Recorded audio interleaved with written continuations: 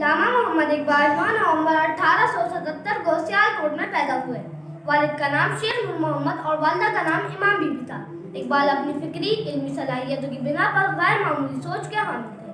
پاکستان کے قیام میں جہاں قائد اعظم اور ان کے ساتھیوں کی انتھک محنت شامل تھی، وہیں سب سے پہلے اقبال کی مفکرانہ سوچ اور ان کی فہم و فراست بھی قیام پاکستان کا سب سے بڑا حصہ رہی۔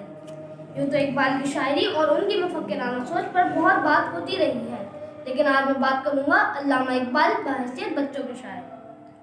علامہ اقبال نے بچوں کے لیے کئی نظمیں لکھی، جن میں بچوں کی کردار سازی اور اخلاق بڑھانے پر زور دیا۔ علامہ اقبال نے اپنی شاعری میں نوجوانوں اور بچوں کو مخاطب کرتے ہوئے تحریک پاکستان کی اہمیت سے آگاہ کیا۔ علامہ اقبال نے قوموں کی ترقی کو نوجوانوں اور بچوں سے منسوب کیا۔ جہاں اقبال نے نوجوانوں کو شاہین کے لقب سے مخاطب کیا، وہیں بچوں کے لیے ایسی نظمیں لکھی جن کو پڑھ کر بچے نہ صرف اپنے بزرگوں کے کارنامے سے واقف ہوئے، بلکہ اپنے اندر بھی ایسے ہی اوصاف پیدا کرنے کے لیے تیار ہوئے۔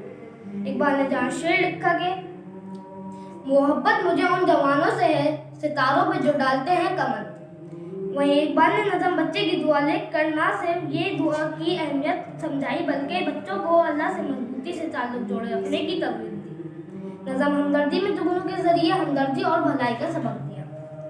نظم پہاڑ اور گلہری میں غرور اور تکبر سے دور رہنے کا پیغام دیا۔ اسی طرح نظم مکڑا اور مکھی میں حرص اور لالچ کے نقصانات بتا کر لالچ سے دور رہنے پر زور دیا۔